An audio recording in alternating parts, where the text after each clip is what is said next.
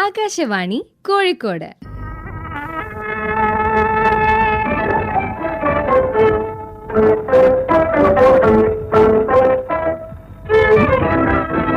യുവവാണി.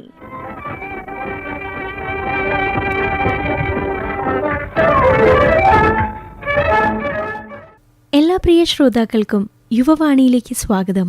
ഇന്ന് യുവവാണിയിൽ ഇലൂസിയ ലാബിന്റെ ഫൗണ്ടറും സിഇഒയുമായ നൌഫലുമായി ഐശ്വര്യ സതീഷ് നടത്തുന്ന അഭിമുഖമാണ്. Welcome sir. Hi. എന്താണ് ഇലൂസിയ? എങ്ങനെയാണ് ഈ ഒരു സംരംഭത്തിന്റെ തുടക്കം? നമസ്കാരം. ഇലൂസിയ ശരിക്കും ഒരു വെർച്വൽ റിയാലിറ്റി, അതേപോലെ തന്നെ augment reality, artificial intelligence, metaverse തുടങ്ങിയ സർവീസ് ചെയ്യുന്ന ഒരു കമ്പനിയാണ്. കോഴിക്കോട് ഗവൺമെന്റ് സൈബർ പാർക്കിലാണ് നമ്മൾ പ്രവർത്തിക്കുന്നത്. കൊച്ചിയിലായിരുന്നു നമ്മൾ തുടങ്ങിയിട്ടുണ്ടായത്, സ്റ്റാർട്ടപ്പ് മിഷൻ്റെ അണ്ടറിലായിരുന്നു ഉണ്ടായിരുന്നത്. അതിന് ശേഷം ഇപ്പോൾ കോഴിക്കോട് ഗവൺമെന്റ് സൈബർ പാർക്കിലേക്ക് മാറിയിട്ട് ഇത് നമ്മുടെ 6th ഇയർ ആണ്. ഇലൂസിയ ശരിക്കും എഡ്യൂക്കേഷൻ സെക്ടറിൽ ഒരു പുതിയ സാങ്കേതിക വിദ്യകളെ പരിചയപ്പെടുത്തുക എന്നുള്ളതും പുതിയൊരു എഡ്യൂക്കേഷണൽ റെവല്യൂഷൻ ഉണ്ടാക്കുക എന്നുള്ളത് ഉദ്ദേശത്തിൽ തുടങ്ങിയ ഒരു കമ്പനിയാണ്. അത് നമുക്ക് ഇത്രയും ഒരു കാലത്തെ ഒരു 6 വർഷം കൊണ്ട് തന്നെ നമുക്ക് അതിൻ്റെ ഒരു നല്ല രീതിയിലേക്ക് നല്ലൊരു മൂവ്മെൻറ്റ് നമുക്ക് നാഷണലിയും ഇൻ്റർനാഷണലി നമുക്ക് എത്താൻ കഴിഞ്ഞിട്ടുണ്ട്. ഇതാണ് വളരെ ബ്രീഫായിട്ട് ഇലൂസിയനെ കുറിച്ച് പറയുകയാണെങ്കിൽ പറയാനുള്ളത്. എന്തുകൊണ്ടാണ് ഇലൂസിയ ലാബ് എന്നൊരു കൺസെപ്റ്റിൽ എത്തിപ്പെട്ടത്? ഇലൂസിയ ശരിക്കും അതിൻ്റെ പേര് സൂചിപ്പിക്കുന്നത് പോലെ തന്നെ ഒരു ഇലൂഷനാണ് ശരിക്കും ഇലൂസിയ കൊണ്ട് ഉദ്ദേശിക്കുന്നത്. എൻ്റെ ഒരു വേർഡ് അത് തന്നെയാണ്, നമ്മുടെ ആ ഒരു അർത്ഥത്തിൽ തന്നെയാണ് ആ പേരിട്ടത്. നമ്മുടെ ഇലൂസിയ ശരിക്കും ഇന്ന് നമ്മുടെ ഒരു 6 വർഷം മുമ്പ് അതിൻ്റെ കുറച്ചും കൂടി ശരിക്കും നമ്മുടെ രജിസ്ട്രേഷനും ആ ഒരു നമ്മുടെ ലീഗലി നോക്കുകയാണെന്നുണ്ടെങ്കിൽ നമ്മൾ 6th ഇയർ ആണെങ്കിലും നമ്മളൊരു 7ാമത്തെ വർഷമാണ് ശരിക്കും ഉള്ളത്. ഇപ്പം ഇങ്ങനെ നോക്കുമ്പോൾ ഞങ്ങളുടെ തുടക്കത്തിൽ വെർച്വൽ റിയാലിറ്റിനെ കുറിച്ചും അതേപോലെ തന്നെ മെറ്റവേഴ്സിനെ കുറിച്ചും ഓഗ്മെന്റ് റിയാലിറ്റിനെ കുറിച്ചും ആളുകൾ സംസാരിക്കുക പോലും ഇല്ലാത്തൊരു കാലഘട്ടത്തിൽ നമ്മുടെ ജസ്റ്റ് ഞങ്ങളൊരു ആഡ് ചെയ്തിട്ടുണ്ടായിരുന്നു. നമ്മുടെ it is going to be happen എന്ന് പറഞ്ഞിട്ട് ഇലൂസിയ ഹൗ നമ്മുടെ എങ്ങനെയാണ് ജസ്റ്റ് സ്റ്റുഡൻസിനെ ട്രാൻസ്ഫോം ചെയ്യുന്നതെന്നൊക്കെ പറഞ്ഞിട്ട് ഇപ്പോൾ കുറേ ആഡ്സ് കണ്ടിട്ട് എൻ്റെയൊക്കെ ഫ്രണ്ട്സ് ഇപ്പോൾ സൗദി അറേബ്യയിലും ദുബായിലേക്കുള്ള ഫ്രണ്ട്സൊക്കെ ആഡ് കുറേ കാലം കഴിഞ്ഞ് എൻ്റെ അടുത്ത് പിന്നീട് വന്ന് പറഞ്ഞിട്ട് നമ്മൾ ഫേസ്ബുക്കിൽ പോസ്റ്റ് ചെയ്തപ്പോൾ ഇത് വേറെ ഏതോ കമ്പനീൻ്റെ എന്തോ സംഭവമാണെന്നാണ് വിചാരിച്ചതെന്നാണ് നിങ്ങളുടെ ആയിരുന്നു എന്ന് പറഞ്ഞത്. കാരണം അന്ന് ഞാനൊരു കോളേജ് അധ്യാപകനായിരുന്നു. നമുക്കതിൻ്റെ ഒരു തുടക്കത്തിൽ ഇത് ഷൂട്ട് ചെയ്യാനുള്ള ആഡ് ചെയ്യാനുള്ള ഫണ്ട് നമ്മുടെ അടുത്തില്ല. നമ്മുടെ കോളേജിൽ നിന്ന് കിട്ടുന്ന ആ ഒരു സാലറി മാത്രം ബേസ് ചെയ്തുകൊണ്ട് ഞാൻ എൻ്റെ കുറച്ച് നല്ല സ്റ്റുഡൻസിനെ എടുത്ത് മറ്റ് ഡിപ്പാർട്ട്മെൻറ്റ്സിനെയൊക്കെ കണക്ട് ചെയ്ത് അവിടുന്ന് തന്നെയുള്ള കുറച്ച് വീഡിയോ, ഒരു ഫ്രണ്ടിനെ വിളിച്ചിട്ട് വീഡിയോ ഒക്കെ എടുത്ത് അങ്ങനെയാണ് ശരിക്കും ഫസ്റ്റത്തെ ഒരു ആഡ് പോകുന്നത്.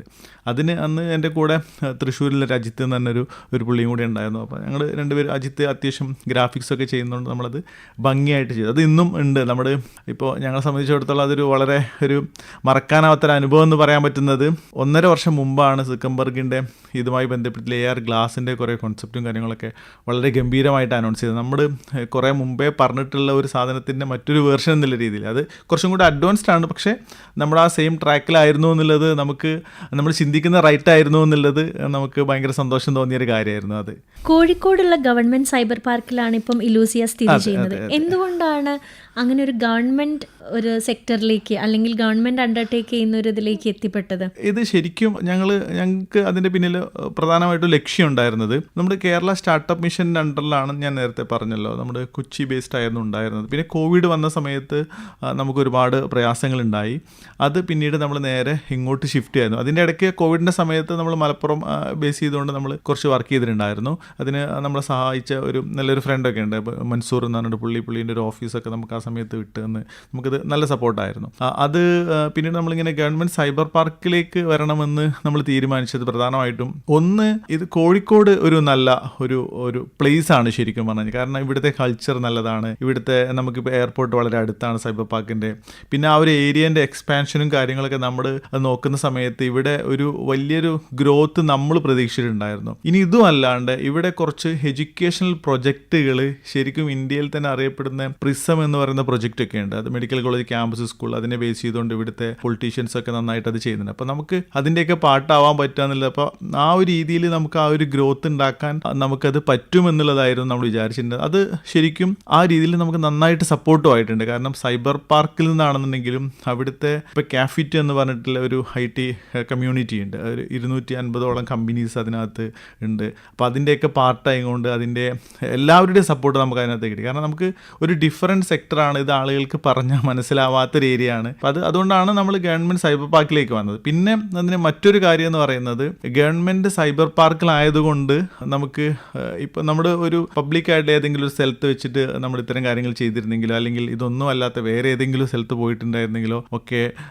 നമുക്ക് ഇത്ര സപ്പോർട്ട് കിട്ടില്ലായിരുന്നു. ഈവൻ റിലയബിലിറ്റിനെ ഒരു ചോദ്യം ചെയ്ത് ഇപ്പം നമ്മൾ ഫോർ എക്സാമ്പിൾ ഞങ്ങൾ ഇറാഖ് റിലേറ്റ് അവിടുത്തെ മെട്രോ എക്സ്പാൻഷനുമായി പ്രൊജക്ട് ഡീൽ ചെയ്തിട്ടുണ്ട്. അതേപോലെ തന്നെ നമുക്ക് സൗദി ഗവൺമെൻറ്റുമായി ബന്ധപ്പെട്ട് നമ്മൾ ഡിസ്കസ് ചെയ്തിട്ട് ദുബായ് പോലീസിനായിട്ട് നമ്മൾ ഡിസ്കസ് ചെയ്തു. ഇപ്പോൾ ആ സമയത്തൊക്കെ അവർ നമ്മുടെ ബാക്ക് എൻഡ് നോക്കുന്ന സമയത്ത്, നമ്മുടെ ഒറിജിൻ നോക്കുന്ന സമയത്ത് we are under the government body എന്നുള്ള ഒരു ഫീല് ക്രിയേറ്റ് ചെയ്യാൻ പറ്റുന്നു എന്നുള്ളതാണ്. പിന്നെ നമുക്ക് അതുമായി ബന്ധപ്പെട്ട് ഇന്റർനാഷണൽ ബിസിനസ് ചെയ്യുമ്പോൾ ഗവൺമെൻറ് തലത്തിലുള്ള ഇതേപോലെ തന്നെ GST റിലേറ്റ് ചെയ്തുകൊണ്ട് കുറേ സപ്പോർട്ടുകളൊക്കെ ഉണ്ടായിരുന്നു. ഇത് മാത്രമല്ല, നമ്മുടെ ഒരിക്കൽ ജസ്റ്റ് നമ്മുടെ കലക്ടറെ ഈ പ്രൊജക്റ്റുമായി സംസാരിക്കാൻ വേണ്ടിയിട്ട് പോയ സമയത്ത് കലക്ടർ 10 മിനിറ്റ് കേട്ടിട്ട് പറഞ്ഞു, നിങ്ങളിപ്പോൾ അങ്ങോട്ടാണ് പോകുന്നതെന്ന് ചോദിച്ചു. അപ്പോൾ ഞങ്ങൾ ഓഫീസിലേക്കാണ് വന്നത്, ഞാനും വരുന്നുണ്ടെന്ന് പുള്ളി ഓഫീസിലേക്ക് വന്ന് 1 മണിക്കൂറോളം ഇരുന്ന് നമ്മുടെ ഓഫീസിൽ സ്പെൻഡ് ചെയ്തിട്ടുണ്ട്. അപ്പോൾ ഇതൊക്കെ നമുക്ക് ഇങ്ങനെ കിട്ടുന്ന ആനുകൂല്യങ്ങളാണ്. കാരണം നമ്മൾ ഇല്ലെങ്കിൽ പ്രൈവറ്റ് സ്പേസിലേക്കാണെങ്കിൽ അവർ വരില്ലായിരുന്നു. ഇതൊക്കെ നമ്മൾ നന്നായിട്ട് യൂസ് ചെയ്തിട്ടുണ്ട്. അതൊരു ഗവൺമെന്റ് ബോഡി ആയതുകൊണ്ട്, അണ്ടറിലായതുകൊണ്ട് ഉണ്ടായ ഒരു സാധനം തന്നെയാണ്. സൈബർ പാർക്ക് എന്ന് പറയുന്നത് ഒരു ടെക് എക്കോസിസ്റ്റം എന്ന് വേണമെങ്കിൽ പറയാം. എക്സാക്ട്ലി, അതെ. അപ്പോൾ ആ ഒരു എക്കോസിസ്റ്റം ഏതൊക്കെ രീതിയിൽ നിങ്ങളെ ഹെൽപ്പ് ചെയ്തിട്ടുണ്ട്? അവിടെ ജോയിൻ അവിടെ കമ്പനി സ്റ്റാർട്ട് ചെയ്ത സമയത്ത് ആളുകൾക്ക് ഇത് മനസ്സിലാവില്ലായിരുന്നു നമ്മുടെ എന്തായി പറയുന്നത് എന്നുള്ള. Virtual reality, metaverse, augment reality, ഇതെന്താ സംഭവിക്കും. നമ്മളിങ്ങനെ പറയും, നിങ്ങൾക്ക് ആളുകളെ ടച്ച് ചെയ്യാൻ വെർച്വലി, കാണാത്ത ആൾക്കാരെ കാണാൻ കഴിയും, അവിടെ പോകാൻ കഴിയും, ചൈനയിലൊക്കെ പോയിട്ട് ഇവിടെ നിന്നിട്ട് തന്നെ പോകാന്നൊക്കെ ഞാൻ പറഞ്ഞിട്ട്. അപ്പോൾ ഇപ്പോൾ കുറേ ആളുകളെ നമ്മുടെ ഓഫീസിലേക്ക് ഇൻവൈറ്റ് ചെയ്യും. ഇതൊരു വലിയ നെറ്റ്വർക്കാണ്. ആ ഒരു എക്കോസിസ്റ്റം എന്ന് പറയുന്നത് ഭയങ്കര ഇമ്പോർട്ടൻ്റ് ആയിരുന്നു നമ്മളെ സംബന്ധിച്ചിടത്തോളം. കാരണം നമ്മൾ പറയാൻ പോകുന്ന കാര്യങ്ങൾ നമ്മൾ മാത്രം പറഞ്ഞാൽ പോരാ, നമുക്ക് വേണ്ടി വേറെയും കുറെ ആളുകൾ പറയുമ്പോഴാണ് അതിനകത്ത് ഒരു വാല്യൂ ഉണ്ടാവുന്നത്. എക്സാക്ട്ലി അത് നമുക്ക് വളരെ ഈസി ആയിട്ട് ക്രിയേറ്റ് ചെയ്യാൻ സൈബർ പാർക്കിലായതുകൊണ്ട് സാധിച്ചു. കാരണം അവിടെ ഒരുപാട് കമ്പനീസ് ഉണ്ട്. ഇത് മാത്രമല്ല, സൈബർ പാർക്ക് നിൽക്കുന്നത് UL സൈബർ പാർക്കിൻ്റെ അടുത്താണ്. അവിടെ 100+ കമ്പനീസ് ഉണ്ട്. ഇതിൻ്റെ തൊട്ടപ്പുറത്ത് ബിസിനസ് പാർക്ക് ഉണ്ട്, അവിടെ ഒരുപാട് കമ്പനീസ് ഉണ്ട്. അപ്പോൾ നമുക്ക് ആ ഒരു എക്കോസിസ്റ്റം വളരെ പ്രോപ്പറായിട്ട്, ഇപ്പോൾ കാലിക്കറ്റ് IT4 എന്ന് പറഞ്ഞിട്ട് ഞാൻ നേരത്തെ സൂചിപ്പിച്ച പോലെ ഞങ്ങൾ ആദ്യം തന്നെ ചെന്ന ഉടനെ ആ ഒരു ഫോറത്തിനകത്ത് ജോയിൻ ചെയ്തു. ഇന്ന് നമ്മൾ അതിൻ്റെ ഒരു എക്സിക്യൂട്ടീവ് മെമ്പറൊക്കെയാണ്. അപ്പോൾ നമുക്കത് നല്ല രീതിയിൽ യൂട്ടിലൈസ് ചെയ്യാൻ കഴിഞ്ഞു. കാരണം വേറെ കമ്പനീസ് ഇല്ല ഇത്തരത്തിൽ ഫ്യൂച്ചറിനെ കുറിച്ചാണ് നമ്മൾ പറഞ്ഞുകൊണ്ടിരിക്കുന്നത്. അപ്പം അതുകൊണ്ട് തന്നെ അതിന് ആളുകൾക്ക് എപ്പോഴും താല്പര്യം ഉണ്ടായിരുന്നു. എല്ലാവർക്കും ഇതിൻ്റെ ചെറിയ ചെറിയ സർവീസുകൾ ആവശ്യമുണ്ടായിരുന്നു. അപ്പോൾ പുറത്തൊക്കെ നമ്മുടെ എപ്പോഴും ഈ കമ്പനീസ് ഇവരൊക്കെ പുറത്ത് പോകുന്ന സമയത്ത് ഇവർ ഇത്തരത്തിൽ എന്ത് സംഭവങ്ങൾ കണ്ടു കഴിഞ്ഞാൽ, ഇപ്പോൾ ഒരാൾ ദുബായ് പോവുകയാണെന്നുണ്ടെങ്കിൽ അവരുടെ ഒരു എക്സിബിഷനോ അല്ലെങ്കിൽ എന്തെങ്കിലും ഇത്തരത്തിൽ ഇവൻറ്റിന് പോകുന്ന സമയത്ത് ഇവിടെ എന്തെങ്കിലും കണ്ടു കഴിഞ്ഞാൽ ആ ഫോട്ടോ വീഡിയോ എടുത്തിട്ട് നൗഫൽ ഇങ്ങനൊരു സംഭവം ഇവിടെ കാണുന്നുണ്ട്, നിങ്ങൾക്ക് പറ്റുന്ന നോക്ക് എന്ന് പറഞ്ഞിട്ട് അയച്ചു തരുന്നുണ്ടായിരുന്നു. ഇതൊക്കെ നമ്മളെ വളരെ നന്നായിട്ട് സഹായിച്ചിട്ടുണ്ട്. ആ ഒരു എക്കോസിസ്റ്റത്തിൻ്റെ ഒരു ബെനിഫിറ്റ് ആണ് അത്. ശരിക്കും അത് നമ്മൾ യൂസ് ചെയ്തിട്ടുണ്ട് എന്നർത്ഥം. നമുക്കറിയാം ചുറ്റും ഒരുപാട് മറ്റുള്ള സ്റ്റാർട്ടപ്സ് ഉണ്ട്. ഇപ്പോൾ സാറ് പറഞ്ഞ പോലെ നിങ്ങൾ നിൽക്കുന്നത് തന്നെ ഒരു വലയത്തിന്റെ ഉള്ളിലാണ്. അപ്പൊ അതിൽ നിന്നും എങ്ങനെയാണ് ഇലൂസിയ ലാബ് വ്യത്യസ്തമാകുന്നത്? ഇലൂസിയ ശരിക്കും നമ്മൾ പറഞ്ഞല്ലോ, നമുക്ക് ഒരു 2030 എന്ന് പറഞ്ഞിട്ട് നമ്മളൊരു പ്രോപ്പർ വിഷൻ ഉണ്ട്. ഞങ്ങൾ നേരത്തെ സൂചിപ്പിച്ച പോലെ തന്നെ നമ്മുടെ 6 വർഷം മുൻപ് ഞങ്ങൾ ക്രിയേറ്റ് ചെയ്തിട്ടുള്ള വീഡിയോ അന്ന് ആർക്കും മനസ്സിലാവില്ലായിരുന്നു. പിന്നെ അത് മാർക്ക് സിക്കംബർഗും സാം ആൾട്ട്മാനും ഒക്കെ പറഞ്ഞപ്പോഴാണ് ആളുകൾ this is going to happen എന്നുള്ള ഒരു സാധനം, ഇറ്റ്സ് ഹാപ്പനിങ് എന്നുള്ളൊരു ഫീലൊക്കെ വന്നു തുടങ്ങി. ഇപ്പോഴും ആളുകൾക്ക് കൺഫ്യൂഷൻ ഉണ്ട്, ഇതൊക്കെ ഇനിയും കുറേ കാലം എടുക്കും. ഇപ്പം അതാണ് ഞങ്ങളുടെ ഒരു യുണീക്നെസ് എന്ന് പറയുന്നത്. ശരിക്കും പറഞ്ഞു കഴിഞ്ഞാൽ നമ്മുടെ ഫ്യൂച്ചറിനെ കുറിച്ചാണ് പറഞ്ഞുകൊണ്ടിരിക്കുന്നത്. എപ്പോഴും ഫ്യൂച്ചറിലേക്കുള്ള കാര്യങ്ങളാണ് നമ്മൾ ചെയ്തുകൊണ്ടിരിക്കുന്നത്. ലാസ്റ്റ് വീക്കിൽ ഇവരുടെ ജെമിനായി റിലേറ്റ് ചെയ്തുകൊണ്ട് അവരുടെ ഒരു ടോക്കിനകത്ത് അവർ പറയുന്നുണ്ട്, ഓട്ടോണമസ് കാറ് 2009 അവർ ഫസ്റ്റ് അതിൻ്റെ ഒരു ലോഞ്ച് ഉണ്ടായിരുന്നു. പിന്നെ അതിൻ്റെ ഓരോ വേർഷൻസ് വന്നതിൻ്റെയും അതിൻ്റെ കറക്റ്റ് ഹിസ്റ്ററി അവർ പറയുന്നുണ്ട്. അത് ഇന്ന് 15 വർഷം കഴിഞ്ഞു. അപ്പോൾ ആ ഒരു വിഷൻ്റെ അത്രയ്ക്കല്ലെങ്കിൽ പോലും ഞങ്ങളതിൻ്റെയൊക്കെ ഒരു പകുതി എത്തുന്നു എന്നുള്ളതാണ് ഞങ്ങളെക്കുറിച്ച് ഇവാലുവേറ്റ് ചെയ്യുന്ന സമയത്ത് അല്ലെങ്കിൽ അസസ് ചെയ്യുന്ന സമയത്ത് നമുക്ക് തോന്നാറില്ല. അപ്പോൾ അതാണ് ഇലൂസിയൻ്റെ ഒരു പ്രത്യേകത. നമ്മൾ ഇന്നത്തെ കാര്യങ്ങളെക്കുറിച്ചല്ല, നാളെ ഇനി ഒരു 5 വർഷം കഴിഞ്ഞാൽ നടക്കാൻ പോകുന്നതിനെക്കുറിച്ച് നമ്മൾ പ്ലാൻ ചെയ്ത് അതിന് പാഷനേറ്റ് ആയിട്ടുള്ള ഒരു ടീമാണ് നമ്മളെപ്പോഴും നമ്മൾ ഹയർ ചെയ്യുന്ന സമയത്താണെന്നുണ്ടെങ്കിലും നമ്മുടെ പാർട്ട്ണർഷിപ്പിലേക്ക് വരുന്ന സമയത്താണെന്നുണ്ടെങ്കിലും ഒക്കെ നമ്മളെപ്പോഴും അത്തരം കാര്യങ്ങൾ നോക്കാറുണ്ട്. അവരുടെ vision have to be aligned with our vision. അത് ഞങ്ങൾ ഭയങ്കരമായിട്ട് നോക്കിക്കൊണ്ടിരിക്കുന്ന ഒരു സാധനം. അതാണ് നമ്മുടെ ഒരു ഡിഫറൻസ് എന്ന് പറയുന്നത്. ഇത്രയും കാലത്തെ ഒരു ജേണി, ഇപ്പം സാറ് പറഞ്ഞ പോലെ ഒരു 6 വർഷത്തെ ജേണി എന്ന് പറയുന്നത് ചെറിയൊരു സംഗതിയല്ല. നിങ്ങൾ ഒത്തിരി പറഞ്ഞ പോലെ ഒരാളെ പറഞ്ഞത് കൺവിൻസ് ചെയ്യിപ്പിക്കുക അല്ലെങ്കിൽ അവർക്ക് മനസ്സിലാക്കിയെടുത്ത് എന്നിട്ട് അതിന് ശേഷം അതിനൊരു നേട്ടം ഉണ്ടാവും. തീർച്ചയായിട്ടും അങ്ങനെ ഉണ്ടായ നേട്ടങ്ങളെ കുറിച്ചൊന്ന് പറയാമോ? അച്ചീവ്മെന്റ്സ്, ഇലൂസിയ ലാബിന് കിട്ടിയ അച്ചീവ്മെന്റ്സ് അല്ലെ. ഈ അച്ചീവ്മെന്റ്സിനെ കുറിച്ച് നമ്മൾ പറയുമ്പോൾ സാധാരണ നമുക്ക് അതിനകത്ത് ഉണ്ടായ കുറെ സ്ട്രഗിളിലൂടെയാണ് നമ്മൾ അച്ചീവ്മെന്റ്സ് നേടിയെടുത്തത് എന്നുള്ളതാണ് ഭയങ്കര എനിക്ക് ഓർമ്മ വരുന്ന കാര്യം എന്ന് പറയുന്നത്. കാരണം ഇത് പറഞ്ഞ സമയത്ത് മനസ്സിലാവാത്ത ഒരു കാലഘട്ടത്തിൽ നമ്മുടെ സ്കൂളിനെ, കോളേജുകളെ ഇവരെയൊക്കെ കണക്ട് ചെയ്തിട്ട് ഇങ്ങനെ ഒരു സംഭവം ചെയ്യാൻ പറ്റും, ഇങ്ങനെ കുറെ കാര്യങ്ങൾ നമ്മൾ ചെയ്തിട്ടുണ്ട് എന്നൊക്കെ പറയുമ്പോൾ അവർ ഇതൊന്നും നടക്കില്ല എന്നുള്ള രീതിയിൽ പൊതുവെ നമ്മൾ റിജക്ട് ചെയ്തുകൊണ്ടിരിക്കുകയായിരുന്നു. പിന്നെ അത് മാറി നമ്മൾ പല രീതിയിൽ നമ്മുടെ world's first metaverse class room നമ്മൾ ലോഞ്ച് ചെയ്തു. കോഴിക്കോട് മെഡിക്കൽ കോളേജ് ക്യാമ്പസിൽ വെച്ചിട്ട് വിദ്യാഭ്യാസ മന്ത്രിയും അതേപോലെ തന്നെ ടൂറിസം മിനിസ്റ്ററൊക്കെ അതിനകത്ത് പങ്കെടുത്തുകൊണ്ട് നമ്മൾ ലോഞ്ച് ചെയ്തു. അപ്പോഴും ആളുകൾക്ക് ഇത് മനസ്സിലായിരുന്നു. നമ്മൾ ന്യൂസ് എല്ലാം വന്നു, എല്ലാത്തിനകത്ത് വന്നു, പക്ഷെ എന്താണെന്ന് ഈവൻ എൻ്റെ നാട്ടിലൊന്നും ആൾക്കാർക്ക് എന്താ അത് ചെയ്യുന്നത് എന്നുള്ളത് മനസ്സിലാവില്ലായിരുന്നു. ഇതെന്താ പറയുന്നത്, നമ്മൾ പൊതുവെ നമ്മുടെ ഒരു ഏരിയ അങ്ങനെ ആയതുകൊണ്ടാണ്, നമ്മൾ അത്രയും ഡെവലപ്പ് ആയിട്ടില്ല എന്നുള്ളതുകൊണ്ടാണ് അത് പിന്നീട് മാറി വന്നു. ഇപ്പോഴത്തെ ഒരു കണ്ടീഷൻ, ഇപ്പോൾ നമ്മുടെ NCERT ആണെന്നുണ്ടെങ്കിൽ നമ്മൾ ലാസ്റ്റ് മന്തിലാണ് നമുക്ക് ഇതിൻ്റെ ഒരു നാഷണൽ അവാർഡ് കിട്ടിയത്. കാരണം നമ്മുടെ പ്രൊജക്റ്റിൻ്റെ ഒരു ഇമ്പോർട്ടൻസും അതേപോലെ തന്നെ ഇനി വരാനിരിക്കുന്ന ചേഞ്ച് ഇതിനെ ബേസ് ചെയ്തിട്ടാണെന്നുള്ളതൊക്കെ ബേസ് കണക്കിലെടുത്തുകൊണ്ട് ഇമ്മേഴ്സീവ് സയൻസ് എഡ്യൂക്കേഷൻ കാറ്റഗറിയിൽ ഇലൂസിയൻ്റെ ലാബിന് നാഷണൽ അവാർഡിന് സെലക്ട് ആയിട്ടുണ്ടായിരുന്നു. അപ്പോൾ ഇതൊക്കെ നമ്മുടെ ഒരു അച്ചീവ്മെൻറ്റിലേക്ക് വന്നതാണ്. ഇപ്പോൾ ഈ സമയത്ത് ആളുകൾ റിജക്റ്റ് ചെയ്തുകൊണ്ടിരിക്കുന്ന സമയത്ത് നമ്മുടെ കോവിഡിൻ്റെ പീരീഡിൻ്റെ ആ സമയത്തൊക്കെ നമ്മൾ ഒരുപാട് സ്ട്രഗിൾ ചെയ്തിട്ടാണ് വർക്ക് ചെയ്തത്. കാരണം ആ സമയത്ത് അന്ന് ഞങ്ങളുടെ അടുത്തൊക്കെ പറഞ്ഞിട്ടുണ്ടായിരുന്നു, അന്ന് ടോപ്പ് ലീഡിങ് ആയിട്ടുള്ള ഒരു കമ്പനി ഇവിടെ ഓൺലൈൻ എഡ്യൂക്കേഷൻ ഇന്നിപ്പോൾ ഇല്ലാത്ത ഒരു ലീഡിങ് കമ്പനി ഉണ്ട്. അപ്പോൾ അവരൊക്കെയുള്ള മാർക്കറ്റിൽ നിങ്ങൾ എഡ്യൂക്കേഷൻ സംഭവം കൊണ്ട് വന്നിട്ട് നിങ്ങൾക്ക് കാര്യമുണ്ടോ എന്ന് പറഞ്ഞപ്പോൾ ഞങ്ങളത് തമാശയൊക്കെ പറയാറുണ്ടായിരുന്നു. അവർ കുറച്ച് കാലം കഴിഞ്ഞാൽ ഉണ്ടാവില്ല, പക്ഷെ ഞങ്ങൾ ഇവിടെ തന്നെ ഉണ്ടാവും എന്ന് പറഞ്ഞപ്പോൾ അത് അങ്ങനെ തന്നെ ആയി എന്നുള്ളതാണ് ഞങ്ങൾക്ക് തോന്നുന്നത്. അപ്പോൾ ഇങ്ങനത്തെ കുറേ പീരീഡിലൂടെയാണ് നമ്മൾ കടന്നു പോയത്. അത് നമ്മുടെ ആ ഒരു വിഷൻ ഉള്ളത് കൊണ്ടും പിന്നെ നമ്മുടെ ടീമും വളരെ സ്ട്രോങ് ആയിട്ട് നിന്നതുകൊണ്ടും തന്നെയാണ്. ഇപ്പം നിങ്ങളുടെ ഒരു കോർ ടീം എങ്ങനെയാണ് അവർ പ്രവർത്തിക്കുന്നത്? അതുപോലെ എങ്ങനെയാണ് ഒരു നവീകരണ സംസ്കാരം, കൾച്ചർ ഓഫ് ഇന്നോവേഷൻ എങ്ങനെയാണ് വളർത്തിയെടുക്കുന്നത്?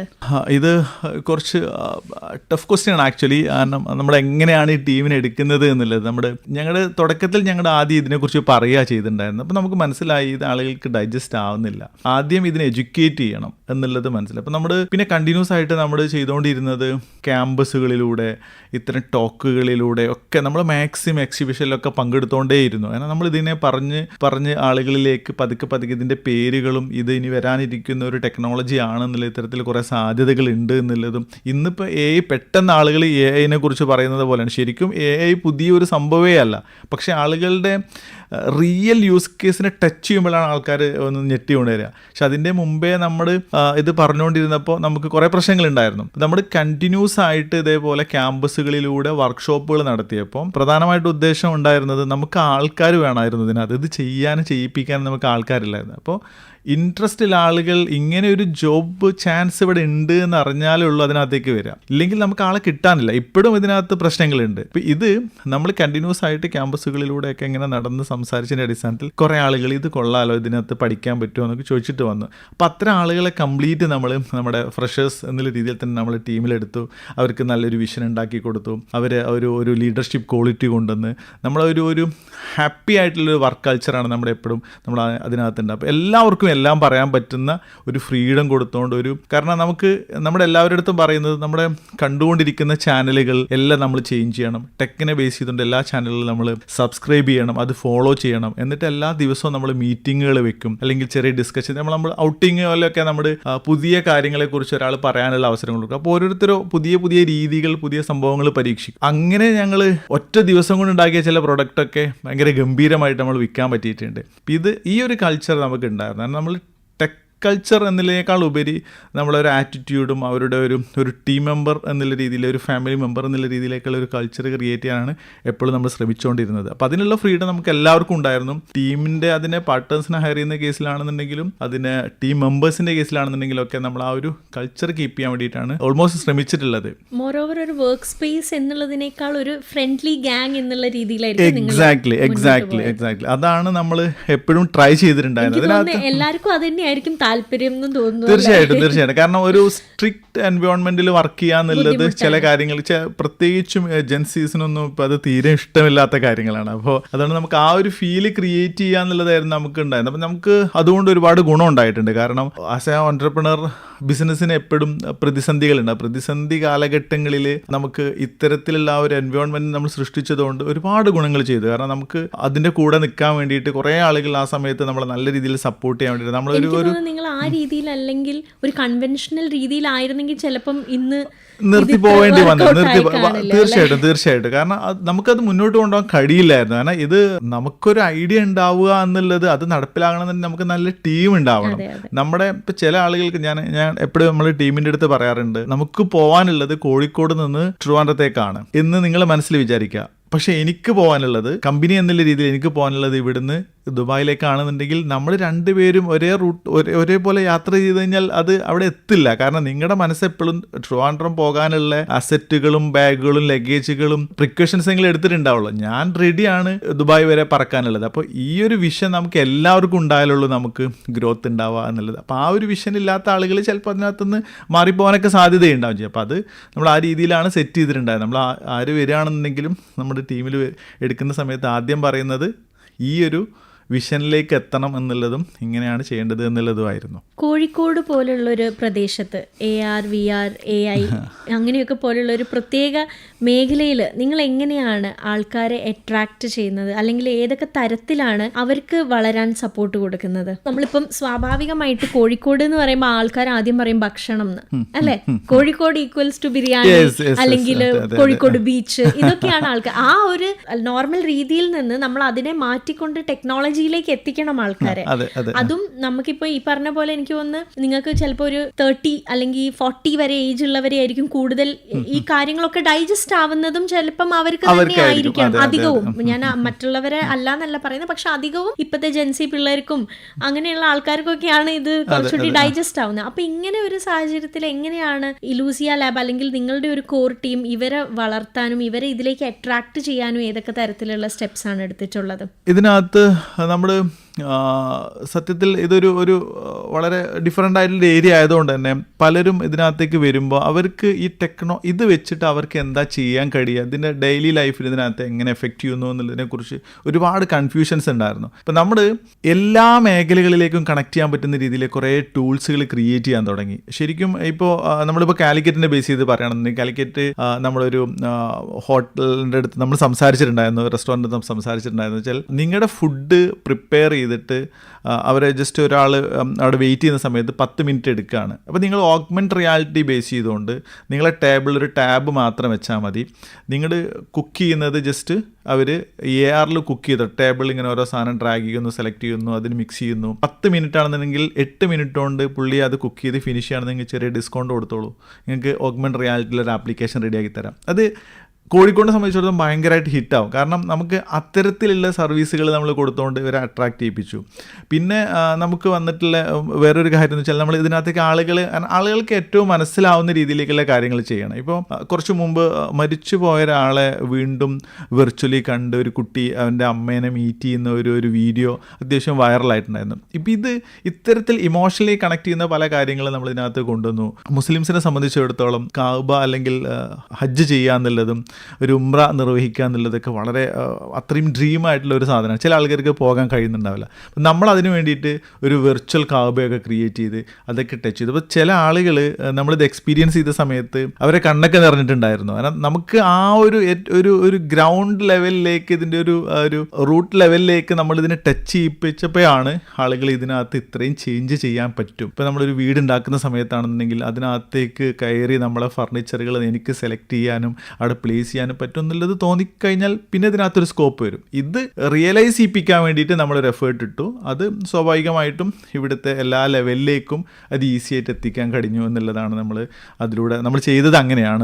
ഇലൂസിയ ലാബിലേക്ക് നിങ്ങളിപ്പോൾ ഒരു ആൾക്കാരെ ഹയർ ചെയ്യുകയാണെന്ന് വിചാരിക്കും. അപ്പം നിങ്ങൾ എക്സ്പെക്ട് ചെയ്യുന്ന ക്വാളിഫിക്കേഷൻസ് എന്തൊക്കെയാണ്? നമ്മുടെ ഇതിനകത്ത് 2-3 പാർട്ടുകളുണ്ട്. ഒന്ന്, ഇതിനകത്തൊരു കോഡിങ് സ്കില്ലുള്ള ഒരു ഏരിയ ഉണ്ട്. അതായത് ഇതിനകത്ത് നമ്മുടെ ഇൻട്രാക്ഷൻസ് അതിനകത്ത് ഡീറ്റെയിലിംഗ് ആയിട്ട് ചെയ്യാണ്ട് മെറ്റവേഴ്സ് ത്രൂ ചെയ്യുന്ന വെർച്വൽ ഇൻട്രാക്ഷൻസ് അത്തരം കാര്യങ്ങളൊക്കെ പോസിബിൾ ആക്കണമെന്നുണ്ടെങ്കിൽ ഡെഫിനറ്റായിട്ടും അതിന് കോഡിങ്ങിൻ്റെ ഒരു സ്കില്ല് വേണം. ഓക്കെ, പ്രോഗ്രാമിംഗ് സ്കില്ല് വേണം എന്നർത്ഥം. ഇതല്ലാണ്ട് ഇതിൻ്റെ വേറൊരു ഏരിയ വരുന്നത് ശരിക്കും ഇതിനകത്ത് ഒരു ഡിസൈനിങ് പാർട്ട് ഉണ്ട്. ഇതിനകത്ത് ഇപ്പോൾ നമ്മുടെ ആ ഒരു എൻവയോൺമെൻറ്റിൽ മൂവ് ചെയ്യുമ്പോൾ ഉണ്ടാകുന്ന ഒരു ഇൻട്രസ്റ്റിംഗ് ഫാക്ടർ അതിൻ്റെ UI UX ഡിസൈനിങ്ങിന് വരുന്ന പറഞ്ഞാൽ അപ്പോൾ ക്രിയേറ്റീവായിട്ടുള്ള അത്തരത്തിലുള്ള ഐഡിയാസ് അങ്ങനത്തെ കാര്യങ്ങൾ ചെയ്യാൻ താല്പര്യമുള്ള ആളുകളെ നമ്മൾ ഇതിനകത്ത് കൊണ്ട് നമ്മളത് വേറെ സ്കില്ലൊന്നും നോക്കില്ല. അവർക്കൊരു വിഷ്വലൈസ് ചെയ്യാനുള്ള ഒരു സ്കില്ല് ഉണ്ടെങ്കിൽ ഡെഫിനറ്റ്ലി നമ്മൾ അവരെ ഹയർ ചെയ്യും. പിന്നെ കോഡിങ്ങിനകത്തേക്ക് നോക്കുകയാണെന്നുണ്ടെങ്കിൽ സ്വാഭാവികമായിട്ടും അവരെ ടെക്നിക്കൽ സ്കില്ല് എന്ന് പറയുന്നിട്ട് നമ്മൾ മാത്സിൻ്റെ ഒരു ബേസ് കാര്യങ്ങൾ ഒരു ലോജിക്കൽ ടെസ്റ്റ് നടത്താനുള്ള സ്കില്ലൊക്കെ അവർക്ക് ഉണ്ടെന്നുണ്ടെങ്കിൽ സ്വാഭാവികമായിട്ട് നമ്മളിതൊക്കെ നോക്കിയിട്ട് അവരെ എടുക്കും. പ്ലസ് ഞാൻ നേരത്തെ പറഞ്ഞല്ലോ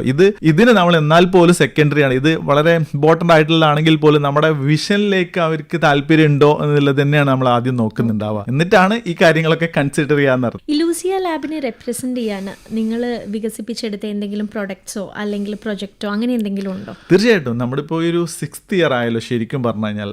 നമ്മുടെ ഇലൂസിയ ലാബ് ശരിക്കും പ്രൊവൈഡ് ചെയ്യുന്നത് ഹൈസ്കൂൾ വിദ്യാർത്ഥികൾക്കുള്ള CBSE സ്റ്റേറ്റ് സിലബസിനെ ബേസ് ചെയ്തുകൊണ്ടുള്ള പ്രാക്ടിക്കൽ ലാബ്സ് ആണ്. അവർക്ക് physics, chemistry, biology, geography, science തുടങ്ങിയിട്ടുള്ള ഇങ്ങനെ ഡിഫറെൻറ്റ് മേഖലകളിലെ സബ്ജക്ട്സുകളെയും ഒപ്പം ലാംഗ്വേജും ഒക്കെ വിർച്വലി പഠിക്കാൻ പറ്റുന്ന സിസ്റ്റം ഉണ്ട്. അതായത് കുറച്ചും കൂടി ഡീറ്റെയിൽ ആയിട്ട് പറയുകയാണെന്നുണ്ടെങ്കിൽ കുട്ടികൾക്ക് റിയൽ ലാബിൽ പോവാണ്ട് തന്നെ അവിടുത്തെ പ്രാക്ടിക്കൽ എക്സ്പെരിമെൻറ്റ് ചെയ്യാൻ കഴിയും എന്നുള്ളതാണ് നമ്മൾ ഓഫർ ചെയ്യുന്നത്. അത് അവർക്ക് 100 ടൈം വേണമെങ്കിൽ ചെയ്യാൻ പറ്റും. അവിടുത്തെ ഒരു കെമിക്കൽ കോസ്റ്റ് ഇല്ല, ഫിസിക്കൽ ഡാമേജ് ഇല്ല.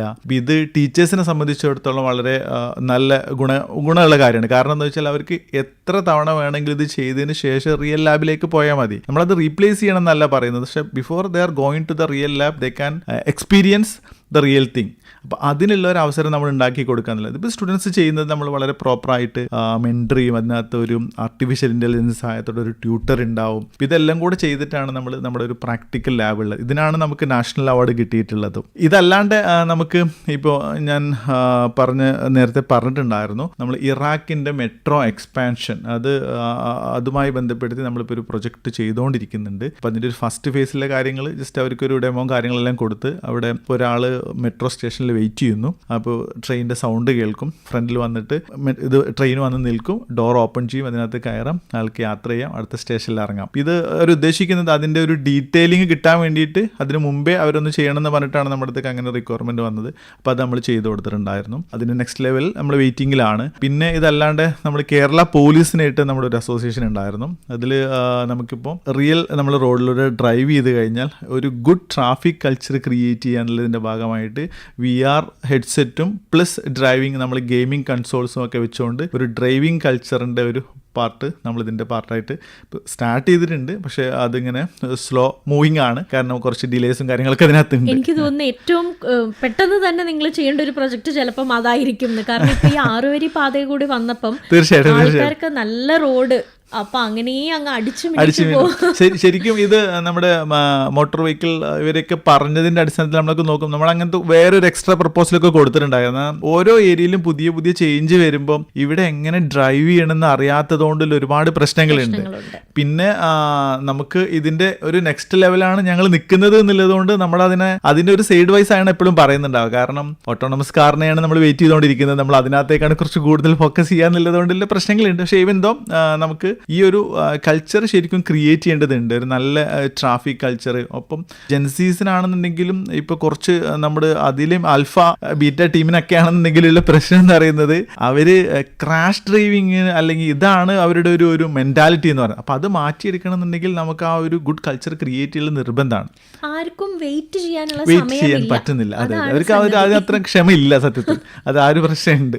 ഇതുവരെ നിങ്ങൾ കേട്ടുകൊണ്ടിരുന്നത് ഇലൂസിയ ലാബിന്റെ ഫൗണ്ടറും CEO ആയ നൗഫലുമായി ഐശ്വര്യ സതീഷ് നടത്തിയ അഭിമുഖത്തിന്റെ തുടർച്ച മറ്റൊരു യുവവാണിയിൽ കേൾക്കാം. എല്ലാ പ്രിയ ശ്രോതാക്കൾക്കും വിട. അവതരണം ഐശ്വര്യ സതീഷ്. യുവവാണി സമാപിക്കുന്നു.